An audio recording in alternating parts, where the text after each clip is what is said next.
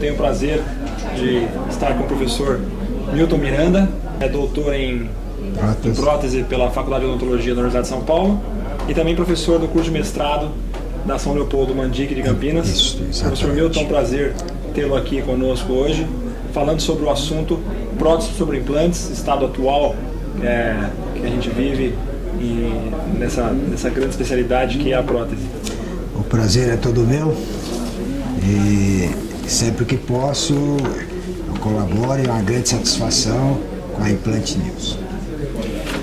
Nós separamos algumas perguntas ligadas ao assunto de prótese sobre implantes e a primeira que eu gostaria de abordar com você, Milton, diz respeito às próteses e implantes mal posicionados. A gente sabe, na década de 90, vamos considerar os últimos 20 anos, por isso que são os 20 anos mais marcantes da implantodontia no Brasil, principalmente, que na década de 90 a ideia principal era colocar implantes, não importasse aonde, né?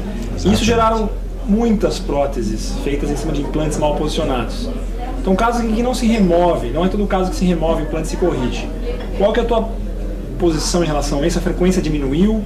Como é que está a situação hoje? E como é que você tratou o caso, que eu tenho certeza que você deve ter convivido e resolvido de casos de implantes mal posicionados?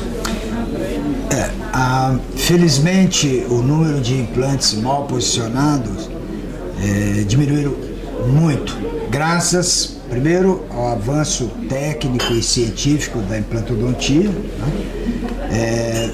E como você abordou, década de 90, eu já trabalhava, né, nessa época e comecei junto com os pioneiros aí da implantodontia. O foco era voltado para a cirurgia, colocar pinos, né? E depois eles iriam pensar em como colocar prótese em cima desses implantes, né? Atualmente, por que diminuiu tanto o número de implantes mal posicionados? Além do avanço científico e técnico, tanto na área cirúrgica quanto na área protética, nós temos hoje uma maior previsibilidade, porque o foco é a prótese e não os implantes. Então hoje nós fazemos o que se chama planejamento reverso. Primeiro se planeja a prótese com enceramento diagnóstico e em função dela é que nós vamos colocar número e tipo de implantes adequado à prótese. E com isso nós utilizamos, a partir desse enceramento diagnóstico, guias cirúrgicos. Na hora da cirurgia você vai colocar exatamente na posição que você precisa. Eu trouxe 2 slides, mais ou menos dessa época, década de 90. O primeiro mostra um implante colocado muito apicalmente, né? Então, não tem como você resolver isso esteticamente falando, né? Então, essa é uma situação muito frequente, né? E outra situação, implantes mal posicionados no sentido vestibular. Veja que, como curiosidade, né, o paciente aqui está em oclusão e o transferente não está impedindo o fechamento dos dedos. Né? Não tem o que fazer, quer dizer, é uma situação muito difícil, por isso que se criou nessa época os análogos, os pilares angulados, e essas angulações 15 graus, 20, 30 graus, para corrigir coisa desse tipo, né? Então, felizmente, essa situação melhorou e o que pior ainda, veja, nós temos 28 dentes, né, com sisos 32 e aqui deve ter uns 40 implantes, quer dizer, é impossível se fazer qualquer tipo de prótese numa situação dessa. Ou seja, a ausência total e absoluta de planejamento, né? Felizmente a situação hoje melhorou. Nós primeiro planejamos a prótese e em função dela que vamos colocar os implantes e no leito correto, né? Na posição correta. A gente olha um caso como esse, era muito comum realmente colocarmos 12, 14 implantes, né? A ideia era fazer dente a dente. O paciente, até hoje, o paciente, o professor pode dizer isso melhor na sua experiência, pacientes vão até hoje na nossa clínica buscando, eu quero um dente isolado, né? Como é que você trata essa questão Não, mas hoje, exatamente com esse planejamento reverso, você molda o paciente, monta em articulador, faz o enceramento, né? É possível sim colocar dente a dente, dentes individualizados. Agora, nessa situação aqui, observe que os implantes estão totalmente fora de uma posição normal, né? Um implante tocando no outro, não há espaço aqui nem para você colocar transferente para moldar, né? Então, falta de planejamento. Pode-se colocar tranquilamente os implantes e os dentes individualizados, desde que se tenha um planejamento adequado. Eu escutei de um protético muito famoso chamado Renzo Casellini, que trabalha em Los Angeles, uma vez a seguinte frase, traduzindo para o português: errar no planejamento ou falhar no planejamento é planejar a própria falha. Exatamente. Então isso serve muito para a prótese. Aproveitando a oportunidade, eu gostaria de mostrar um caso mais atual, onde o foco foi o planejamento e como é o nosso planejamento em nossa clínica particular.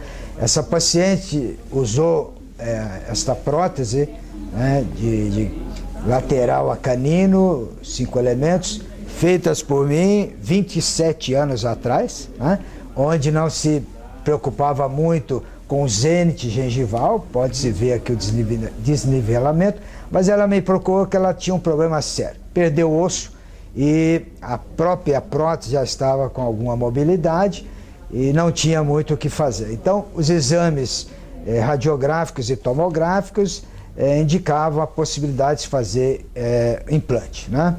E então, a prótese foi removida, os dentes foram extraídos e o nosso planejamento, com a remoção da prótese, foi feito moldagens, os modelos montados em articulador, e nós fizemos um enceramento diagnóstico muito próximo da necessidade futura da prótese. Então, esse guia cirúrgico seria um espelho da futura prótese. Então, com o guia cirúrgico pronto, é que nós fomos para a boca, fizemos as extrações e colocamos 5 implantes.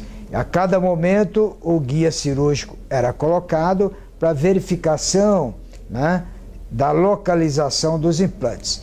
Isso certamente vai dar uma previsibilidade muito grande da minha prótese, né? Então, nós fizemos sistema Procera, intermediário em zircônia, e próteses parafusadas. Aí o resultado final, né, os 5 implantes colocados exatamente onde nós precisávamos, de acordo com o enceramento diagnóstico, né, planejamento reverso, e o guia cirúrgico que foi obtido graças àquele enceramento diagnóstico. E aí o resultado final, com previsibilidade. Implantes onde nós necessitávamos e a prótese, então, com resultado estético bastante interessante.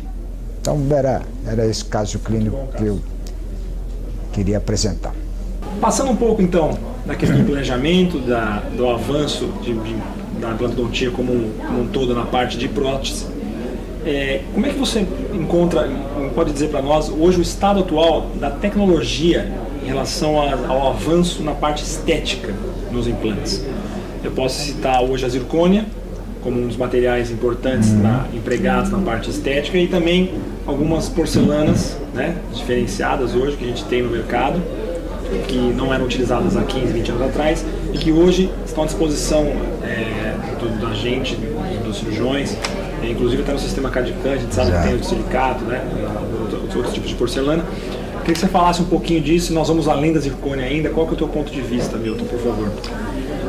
Na realidade, a zircônia foi e continua sendo uma excelente opção para se confeccionar uma infraestrutura, em cima dela a porcelana estratificada, né, de cobertura. O grande problema da zircônia é relativo à cimentação da prótese. A zircônia é ácido resistente, então você não tem como fazer uma cimentação adesiva se a sua infraestrutura for de zircônia. Então você poderia cimentar com qualquer tipo de cimento, desde fosfato de zinco, ionômero e o cimento resinoso, tanto faz, porque não há micro-retenção na estrutura da zircônia, né? Então eu acho que nós temos no futuro 2 caminhos aí que eles estão pesquisando: ou se melhora a estrutura da zircônia para que se permita um ataque ácido, né, na estrutura da zircônia e, consequentemente, se fazer uma cimentação adesiva ou, como você mencionou, melhorar um pouco um outro tipo de cerâmica, é o de silicato de lítio, que você falou, que é ácido sensível, né? Você pode fazer uma cimentação adesiva, mas ele é muito menos resistente que a zircônia. Então, ou se aprimora o de silicato de lítio, né, para que ele tenha uma resistência maior, ou se consegue algum meio de se fazer ataque ácido na zircônia. Mas eu acredito que tem que haver uma melhora nessas infraestruturas. Esteticamente, a zircônia é fantástica, não só pela estética, ela é muito biocompatível, né? E uma resistência fabulosa. Então, acho que vale a pena investir nesses dois aspectos aí e ter essas duas opções, zircônia e de silicato de lítio. Tanto para... E em relação aos pilares, a gente sabe que pilares de titânio, a gente tem uma situação, principalmente em regiões anteriores, e pilares, quando a gente faz um pilar de zircônia, pré-fabricado ou não, ou confeccionado posteriormente por um laboratório. Qual que é a sua experiência nisso? Você realmente gosta dessa empregabilidade desse material? Na realidade, se você puder verificar nessa foto aqui, eu trabalho muito com infraestrutura em zircônia, né? E nesse caso, o paciente tinha um pequeno defeito ósseo nessa região aqui, né? Então nós fizemos uma infraestrutura em zircônia, já planejando cobrir esse defeito ósseo, né, com a própria porcelana da estratificação de cobertura, porém caracterizada na cor da gengiva. Então fica uma estrutura muito leve e uma estética surpreendente. Se você puder observar o resultado final aqui, acho que eu tenho mais slide aqui, né, como o paciente chegou. E aqui você pode ver o resultado que a gente consegue. Isso aqui é a mesma cerâmica dessa, só com pigmentos, né? Na mesma cor da gengiva do paciente. Então a gente tem um resultado bastante interessante. Sai dessa situação. Início e o fim. Certamente que a cor dessa cerâmica é importante que o técnico esteja no consultório para que ele possa avaliar a cor exata dessa gengiva e até fazer uma maquiagem direta na boca do paciente, adicionando vinículas, arteríolas, coisa desse tipo, para que a cor fique exatamente a cor do paciente. Então, eu gosto muito de estrutura em zircônia, dá um resultado muito interessante, estética muito boa, né? Agora, só precisamos melhorar, então, essa adesividade na hora da cimentação que não existe na zircônia. Sem dúvida. E para a gente encerrar, então, estamos chegando ao final da nossa conversa agradabilíssima, eu gostaria que você, se tivesse dar um conselho para quem está começando a fazer prótese sobre o implante, o que você diria para essa pessoa, para esse cirurgião dentista que está iniciando? Na realidade, não existe nada simples na odontologia, né?